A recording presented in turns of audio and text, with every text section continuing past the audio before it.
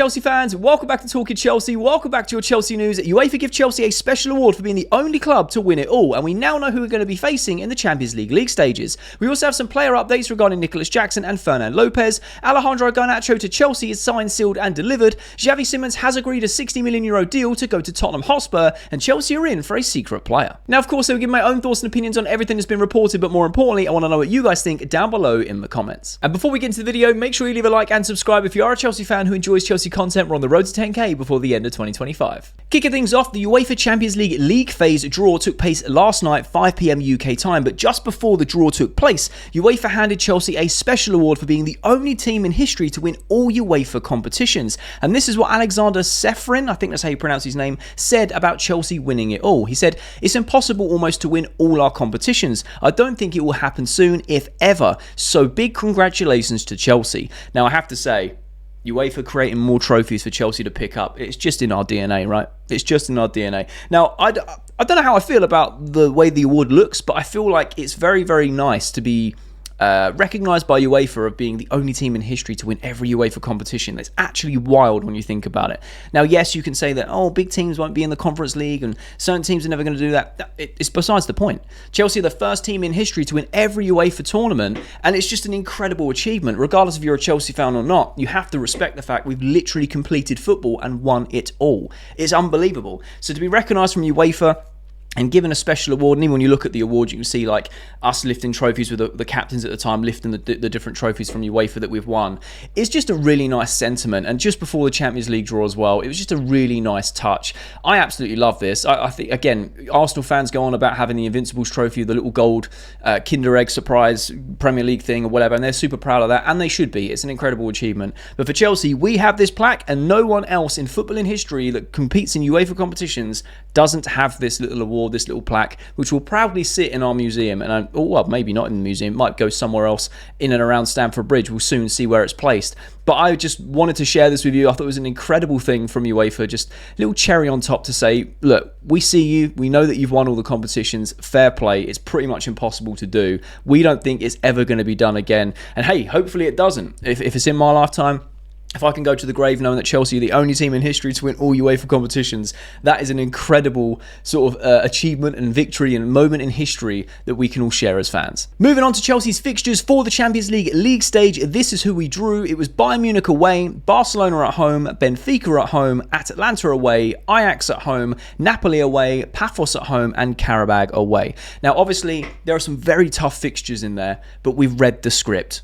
Chelsea is European heritage. We always do well in Europe. This is one of our things. We are the kings of UEFA competitions for a reason, minus Real Madrid, because they've won the Champions League like 15 times. It's wild. However, in terms of competing in Europe and doing England proud, we step up. Now, when it comes to these fixtures, I'm super excited to see how our current Chelsea squad does against the likes of Bayern Munich, Barcelona, Atalanta, Napoli. There are a couple of easier fixtures, quote unquote, of like your Ajax, your Paphos, your Qarabags, potentially Benfica. But look, we've read the script. Bayern Munich away, that's where we won number one. Barcelona at home, historic European heritage in that tie, which I'm super looking forward to. Benfica at home, we beat them in the Europa League final. So we're just going to do it. Well, we also did it on the road to 2012 as well, at home, with Real Morales with an absolute banger. At Atlanta, we owe you one. Ajax, we've had some historic games, 4-4 being the latest one that comes to recent memories. Napoli, 2012, we owe you one. Paphos, don't think we've played them, and if we have, I can't remember off the top of my head when we last did, and Qarabag away. I feel fairly confident about these. This is a real testament and a real test to Maresca and the squad, and yes, we've got some very difficult fixtures there, but I just feel very confident when it's Chelsea in the Champions League, because we all know as fans that when our backs are against the wall, we perform the best. And we've seen the script. It's in our DNA. So I'm super excited to see. Obviously, the dates of these fixtures haven't been announced yet, and obviously once they do, I'll keep you updated or whatnot. But I'm super excited. This year, Chelsea back in the Champions League, playing the best of the best. Bayern, Barca, obviously we've got Napoli in there. There are obviously some massive teams that we're not being drawn against, fine. But in this league phase and league stage, I think it worked out that we need to get like 11 points from these 8 games to not guarantee qualification. It does depend on other results as well, but to basically be with a foot in to go through. And I feel confident. I feel like we can pick up a lot of points in this string of fixtures, and be very interested to see how it plays out. So I want to know your thoughts and opinions down below regarding Chelsea's fixtures in the Champions League. Do you feel confident? Are you a little worried or disconcerted about the having Bayern Munich away, Barcelona at home, etc.? Let me know your thoughts and opinions. Do you think this is a season that Chelsea go and get star number 3? Fabrizio Romano has reported that Bayern are still pushing a lot to sign Nicolas Jackson on loan, pushing like crazy to get it done. But Chelsea is still waiting, maybe for other clubs to enter the race, notably from the Premier League, waiting for a final solution. I feel like we need to get this done. We need to get the signed, sealed, delivered, ship him off to Bayern Munich. We are not going to get a Premier League club come in. I could be wrong. I was horribly wrong about the Xavi Simons deal, which we're going to talk about a little bit later in this video. Maybe we do. I don't know. But Newcastle have just gone and signed Voldemar. So I don't think they're going to come in for Nicolas Jackson. I think they've made that gateway for Alexander Isak to leave to Liverpool. They're clearly not going for Jackson. There's no way they're going to spend 69, 70 million on Voldemar and then come spend a similar amount of money on Jackson. Would make no sense whatsoever, at least in my opinion.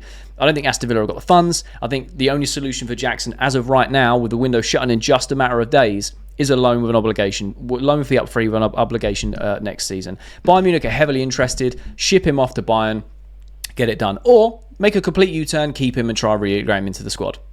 I think they're the only 2 options right now, because we missed out on Xavi Simons, which we'll talk about in a little while. We brought in Garnacho because Nkunku left. I don't really know where that leaves Chelsea. If we're still looking to offload Jackson, this seems to be the best route. Ship him off to Bayern Munich, see how he gets on. We get a loan fee, obligation to buy it for next season. There we go. Because honestly, with a few days left, I don't see any other club coming in with a serious offer. And again, happily to be proved wrong. Happy to be proved wrong. If another club comes in and says, we'll give you 60 million, see you later. Chelsea will rush that deal through and get him out the door to secure the bag for Nicolas Jackson. But as of right now, I firmly believe that Bayern Munich will be the destination of Nicolas Jackson. And honestly, I think he'll do very well in the Bundesliga. Different style of football, a lot more space in behind. Obviously, he can go and develop his game there, hopefully hone in on his discipline, and his finishing can improve. And look, if he does really well on loan, maybe Chelsea reintegrate him next season and go, actually, yeah, you've really stepped up and we have a place for you in the squad. I don't know whether that will happen or not. Very curious to know your thoughts regarding that. Or it's Chelsea just like, well, cool, we're going to cut ties. See you later. This is just prolonging the inevitable by sending you on loan, getting a bit of money up front with an obligation to buy next season to cash in, and then we go again in the next summer window. So very curious to know your thoughts regarding Nicolas Jackson. Where do you think he will end up? Do you think he will end up at Bayern Munich on this loan deal? Do you feel like a Premier League club or an Italian club or any other club may come in the last few days, maybe a deadline day deal to say, look, we'll give you the bag for Nicolas Jackson? Very curious to know your thoughts. Fabrizio Romano has reported that Chelsea like Fermin Lopez and he's on the list. They are aware of the situation, many players in his position. At the moment, there is no bid and Barca do not see him going anywhere and have the feeling that he won't. As of now, the player's not said, let me go. Multiple sources have also reported it is not clear whether Chelsea will accelerate efforts for another player, such as Fermin Lopez, should Nicolas Jackson leave on loan. Chelsea also need to comply with the terms of the UEFA settlement agreement. Ben Jacobs has reported that Chelsea have held further talks today with Fermin Lopez, who has also spoken to Enzo Maresca. Nothing close or guaranteed yet, but Chelsea continue to seriously explore the move. Barca wants 52 million plus. Initial club-to-club contact has also taken place. I find this very, very strange because Fermin Lopez was a target that's come out of nowhere. Out of nowhere from surprise. It was like, oh, Xavi Simons, Garnacho. And then all of a sudden, all Spurs want Xavi Simons. We're going to speak about him in just a second. And it's like, oh, don't worry. Chelsea are also interested in Fermin Lopez. And we were like, wait, hang on a minute. Very, very left field. Now, I don't personally see Chelsea paying the silly amounts of money that Barcelona want for him. It was originally quoted they wanted 70 million euros. It's now saying like 52 million plus. I mean, look, I'm happy to be proven wrong. Chelsea may spend that sort of money. But knowing how things went with the Xavi Simons deal, and now they're exploring Fermin Lopez, and Fabrizio said there's many players on the list. He is just one of them. I don't know if Chelsea are going to put a serious bid in for him. He would be a fantastic player, don't get me wrong. I really think he would. Playing in Barcelona's first team, being an integral part of their system, and whenever he plays very well. Always creative, very technically gifted, can help with the low blocks. I think he would be a great signing, but I just don't see Chelsea really pushing on this with the last few days of the window. Again, happy to be proven wrong on that. But 52 million plus, similar sorts of money of Xavi Simons and what RB Leipzig were asking for. 22 years old, very young. I think he's 22. Yeah, he is 22 years old, maybe a little younger, or just turned 22, round about that age. Very young, very technically gifted, and like I said, part of that Barca first team. He would be a fantastic signing for Chelsea. I just don't know. After the Xavi Simons news, like I said, we'll speak about in a second, I just really don't know how to feel about transfer news at the moment, because Fabrizio has been spouting so much stuff, Ornstein, all these journalists, and obviously they're doing their job. They're reporting the briefings and what's been coming through. But with a few days left and Chelsea having this list, and apparently we're after a secret player, which again we'll speak about later in the video, I just really don't know what to think. Would you take Fermin Lopez? I originally said that he was a backup if the Xavi Simons deal falls through, but I really hope that the Simons deal went in our favour, which it clearly hasn't. So yes, I would be happy if we signed Fermin Lopez. Don't get me wrong, incredible squad player to have. He would really be knocking on the door to start game after game. Very interested to see how we would work him into that starting 11 and into our system consistently, because there's also some question marks. There even was with Xavi Simons, let's be honest. If he plays in that second 10 role, that's where Enzo occupies. And when he's defending, he's actually part of a double pivot. Xavi Simons, would he be part of that? To play on the left wing, he'd need Cucurella overlapping. We don't typically do that all the time. We tend to invert. I feel similar sort of vibes with Fermin Lopez. Obviously, we've got Garnacho now, which we'll speak about in just a second. He's going to occupy them wide spaces. So it does, there's more question marks than answers, if I'm being brutally honest from my perspective. However, I would not take a sniff at Fermin Lopez. I think he would be a fantastic signing for Chelsea. So be interested to see how this plays out in the next few days. Love to know your thoughts and opinions down below regarding Lopez. Would you take him now that the Xavi Simons deal has fallen through? Do you feel like Chelsea have this imaginary list of targets and we are actually going to go after a load of different people in the last few days and basically have that scattergun approach and pick someone that isn't our primary target? Let me know your thoughts and opinions down below. Yesterday evening, Fabrizio Romano reported breaking news: Alejandro Garnacho to Chelsea. Here we go. Deal done between Chelsea and Manchester United. Garnacho only wanted Chelsea and will sign a 7-year deal at the club for a fee close to £40 million package. Story from July confirmed. Ben Jacobs then reported that Manchester United wanted £50 million for Garnacho. Chelsea wanted to pay £30 million. They met in the middle at £40 million. And David Ornstein reported that Chelsea have agreed to deal with United for the signing of Garnacho for a fixed fee of £40 million plus a 10% sell-on clause. Garnacho will undergo his medical with Chelsea on Friday ahead of the proposed move. Now, this is a deal we knew was going to happen for the entire summer because, as Fabrizio said, story from July. It's now the end of August. He's made 14 million tweets about it, saying Garnacho to Chelsea, Garnacho to Chelsea, Garnacho. He really has been pushing this. And do you know what? Fair play. It's happened. It is what it is. Now he's officially a Chelsea player, I want to give my thoughts and opinions because we've had some very conflicting thoughts and opinions over the summer as things have kind of changed and moved. I haven't really changed my stance in terms of I'm not excited by this deal. I'm not really overly happy about this deal, and that's not to downplay this. It's not to be disrespectful. This is just my honest opinions. The one thing I am is extremely curious. So I'm not excited. I'm not over the moon. I'm not doing backflips over the signing of Garnacho, but I'm very, very curious. Because we all know that Garnacho has real talent, real ability, very inconsistent at Manchester United. Was it the environment? Was it the player? We're soon going to see because we've got Bayern and we've got Barca. So you better lock in because there's some big, big opponents that you really need to pay up for because they're going to play high lines. And that's where Garnacho is going to be really effective, right? On transition and breaks and on the high lines, getting in behind. Now, is there a player in there? 100%. I did say that I will back a Chelsea player if they put, as soon as they give me a reason not to. He's wearing a blue shirt now. He's one of ours. And one thing I can sort of vouch for in the fans, I'm sure you guys can too, is he was going to get like 2 years of unconditional love and support and defending.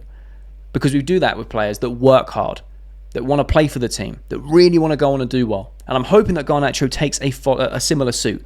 Think of the likes of Timo Werner, for example, Kai Havertz.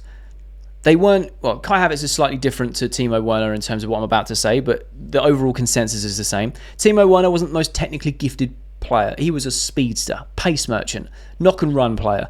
And he tried so hard. It didn't fall well for him. He didn't have the best Chelsea career. Yes, he picked up some trophies, which was amazing, and he did score them goals against Real Madrid, etc. Had some very good moments, but he wasn't very consistent. But Chelsea fans backed him until the moon and back because he tried so hard. He was grinding, he was pressing, he was trying to get that ball back, trying to do everything to make it work for himself. And Chelsea fans really admire that. We really do. And I think that's one thing I really love about our fan base is we give everyone a chance. We give everyone a chance to give us a reason not to. And Garnacho falls into that for me. I'm not saying that he's just a pace merchant. He's very technically gifted. We've seen glimpses of that. The bicycle kick, the way he can draw players out and the way he can go round players and create spaces. He likes to shoot. Hopefully his finishing improves so he can become a goal-scoring winger. Hopefully it's the environment coming into an Enzo Maresca squad with likes of Enzo Fernandez putting his arm around him. Hopefully he gets his head down, works hard on his brother, stays away from social media if he's not picked or if he's a substitute appearance or whatever, because you've got to know his place. He's not going to be a starting left winger, in my opinion. He's going to have to come in and earn that spot. If he earns it, great, cool. You play well, you keep that spot. If you don't, Enzo Maresca loves a rotation. Loves a rotation. And we know this. So as long as he's happy with that, cool. Now, when it comes to the fee, I've said many times, I think if Chelsea pay £50 million, that's way too much. And I don't see Man United accepting 30. 40, I'd be happy with, because regardless of how this goes, if it goes well, Chelsea can cash in. If it goes bad, Chelsea can still make profit. So it's a win-win. The only thing I would say is a 10% sell-on clause. That's where things get a bit techie, if I'm being honest, because you're going to have to sell them for a lot more to equivalent for that 10%, right? But hey, beggars can't be choosers. Not a lot of us wanted this transfer to happen, but it's happened. So, we get on with it. We support him. He's a Chelsea player. Some people really wanted this move to happen. And hey, fair play. I genuinely hope you're really happy. I feel like there's definitely a space for him in the squad. We need the strength on that left-hand side. Him in rotation with Gittins, I think it gives us a lot more dynamic. Enzo Maresca now has 2 available players across that front 4 for different opponents, high lines, low blocks, whatever. And I think that really does help the squad. I just don't think that he is a needle mover or a bar raiser in terms of what he brings to the squad. But I'm very happy to be proven wrong. And I really do hope that he takes this opportunity to come to Chelsea and really kick on in his career, because clearly, from his position, he clearly thinks that his career isn't where it should be based on his time at Manchester United. And that's fair. He's very young. He's going to say things and do things that are very youthful. I fully understand that, and I don't hold that against him. Clean slate. You're at Chelsea now. Let's see what you can do, and we're going to back you until you give us a reason not to. So I wouldn't say I'm excited, but I'm extremely curious to see how well he does in this Chelsea team. Obviously, I don't think he's going to play this Saturday. It's a very, very fast turnaround, but he'll probably be unveiled or whatnot. I don't really know. But it's happened. £40 million plus a 10% sell-on for Alejandro Garnacho. Signed, sealed and delivered. Welcome to Chelsea. Hopefully it goes well for you. And I'd love to know your thoughts and opinions down below. It's finally happened after all of these millions of tweets of Fabrizio talking about it. It's finally happened. Let me know your genuine, honest thoughts about this transfer. Are you happy about it? Are you excited? Are you curious? Are you nervous? Like I said, I'm not really excited. I'm not doing backflips about it, but I'm extremely curious and I want it to do well. Late last night, Fabrizio Romano had reported an exclusive Tottenham agree €60 million fee with RB Leipzig for Xavi Simons. Official bid accepted, green light after Spurs sent a formal bid following the player's encouragement. Spurs want deal done today, also on the player side, plus medical in the next hours. Here we go, expected soon. He continues to report that Xavi Simons gave encouragement to Tottenham last night after waiting weeks and weeks for Chelsea Football Club. Spurs are ready to complete formal steps early in the morning. David Ornstein then reported that Xavi Simons has completed his medical before moving to Tottenham Hotspur from RB Leipzig. €60 million deal agreed club to club, plus personal terms done for the 22-year-old attacker to join Tottenham, pending final details being sorted between Dutch international and RB Leipzig. Philip Hines then reported Chelsea have a few hours to submit an offer for Xavi Simons. Simons has completed his Tottenham medical as a precaution, no signatures yet. However, very early this morning, Fabrizio Romano reported breaking news that Xavi Simons to Tottenham. Here we go. All signed between Spurs and RB Leipzig for a fee worth €60 million fixed after agreement revealed overnight. Xavi has completed his medical and his contract is also now signed. Contract until 2030 with a 2-year option. Just before that, Matt Law had reported there is no intention at the Chelsea end to try and hijack Tottenham and Simons. They've been very interested in the player but never made a formal bid and have other targets. Now, to say I'm disappointed would be an understatement. I'm very deflated. I'm very disappointed about this. I'm not sad about it because at the end of the day, look, football moves very quickly. We're interested in other targets apparently, so Chelsea are going to move on. The one thing I'm very disappointed about is how long this has gone on. I said this a few videos ago that it kind of gave me Victor Osimhen summer saga. It just went on for so long. You guys have been telling me in the comments you're exhausted about the Xavi Simons news, and look, I hear you. I really, really do. And I'm glad that we can kind of put a stamp on it, move on from it. Cool. He's now a Spurs player. Congratulations to Spurs. It's a fantastic bit of business. £51.8 million for Xavi Simons is an absolute steal, and he fits into that Tottenham team extremely well. There were some question marks around, like I mentioned with Fermin Lopez earlier in the video, a few question marks in terms of how he would fit into Chelsea's system, because again, if he plays as that second 10 in the defensive side, that's what Enzo does, and he'll be in a double pivot. So I don't know how it would work. If he plays on the left-hand side, he would need Cucurella to come round and overlap, etc. However, It's not denying that how good of a player he is. He's very technically gifted, a very good player. So I'm not sad that we missed out. I feel like it's just the way that it's happened is very disappointing. It's very deflating, right? Because we've been led on for over a month now. Personal terms were good. Xavi was waiting for Chelsea to make the bid. Chelsea had never actually made a bid. So I know that the phrase is Spurs have hijacked it, and I get that, right? Because it's, they've come in and swooped him up. But Chelsea never made a bid, so we can't really complain about it too much. There's a lot of people very sad about this. I've seen this over on TikTok and YouTube this morning, and I get it. I'm quite sad that we didn't get him. But at the same time, I'm like, well, Chelsea didn't even make a formal bid, so we can't really complain about it. We've been expressing interest and had terms agreed, and we were basically saying that when Nkunku goes and Jackson goes, we can bring in Xavi Simons and Garnacho. We brought in Garnacho. He's a cheaper option. He's clearly more of a priority to Chelsea than Xavi Simons. Xavi Simons, I don't blame him at all. He's gone, all right, I'll go Spurs then.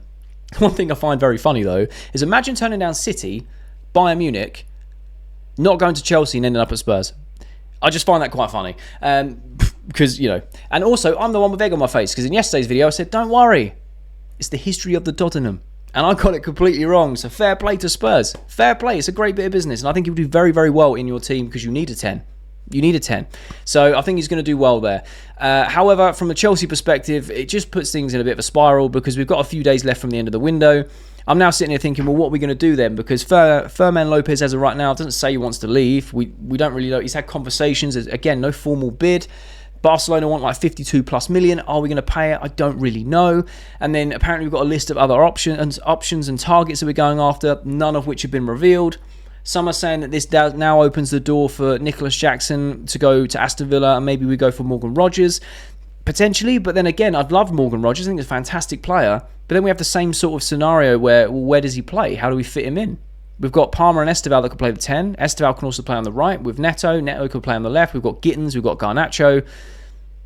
Where does he fit? What, is he going to play second fiddle to Palmer? Is he going to be happy with that? I don't know. If he is integrated into the system and he is that second 10, it's the same issues with Xavi Simons and Fermin Lopez, where is he going to do the defensive duties and the double pivot on the defensive side of things? If he plays on the left-hand side, are we going to have that overlap from Cucurella? Potentially. I don't really know. So it leaves a lot more questions because Chelsea was so interested but didn't make a formal bid. And we were led to believe it was because of these other two deals going through. There was also other reports that Xavi Simons thought that the deal was coming because he saw Nkunku was sold. But then when Garnacho was then signed, he's like, all right, cool, I need to make a decision. And like I said, with a few days left of the transfer window, I don't blame him. I really don't blame him for being like, oh, I'll go Spurs. And I wish him all the best. I really do. So yeah, unfortunately, Chelsea miss out. 60 million euros, which works out about 51.8 million, 52 million if you want to round it up. Very good bit of business. Very good bit of business. But at the same time, I'm not overly sad about it. I'm not massively sad about missing out on Xavi Simons, purely because, again, it asks more questions than it answers with him joining the squad. Would I have liked him? Yeah, fantastic player.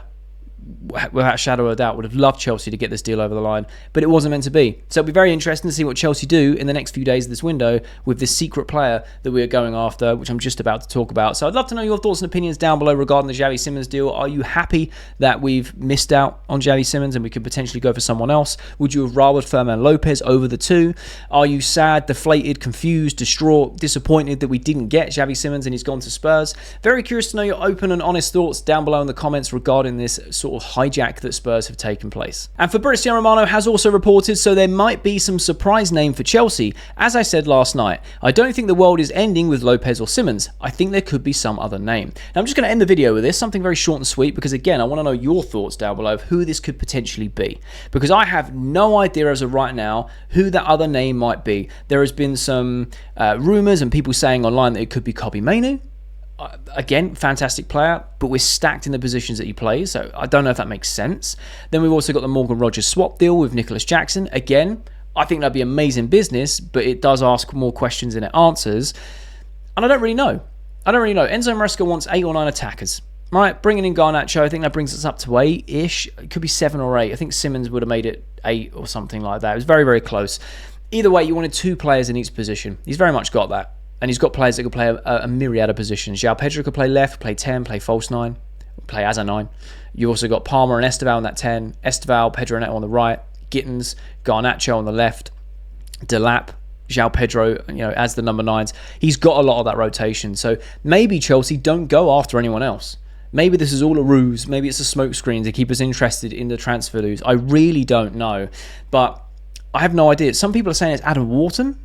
Fantastic player, but again, like with how stacked our midfield is, really? Like, do we need to sign him right now? Is it a market opportunity? Who knows? Is it a centre-back? Is it a goalkeeper that comes out of nowhere? Is it a case of, oh, actually, yeah, we are going to go in for a centre-back. We're going to put a massive bid down for Bastoni. I highly doubt it, but it could be. So I just wanted to have a bit of a conversation with you guys down in the comments of who you think this secret player is going to be that is revealed at some stage between now and the end of the window that Chelsea are supposedly going for, and how much money do you think Chelsea are going to be throwing at this because they're leaving it to the last minute. Let me know your thoughts and opinions down below. And that's the latest Chelsea news. Let me know your thoughts and opinions on everything that's been reported down below in the comment section. I really love having a conversation with you guys. And if you have watched this video all the way to the end, firstly, you're a real one, and I mean that, you're a real one. But secondly, there'll be a thumbnail appears on the screen. So if you are a Chelsea fan who enjoys Chelsea content, make sure you click that thumbnail because you'll enjoy that video too.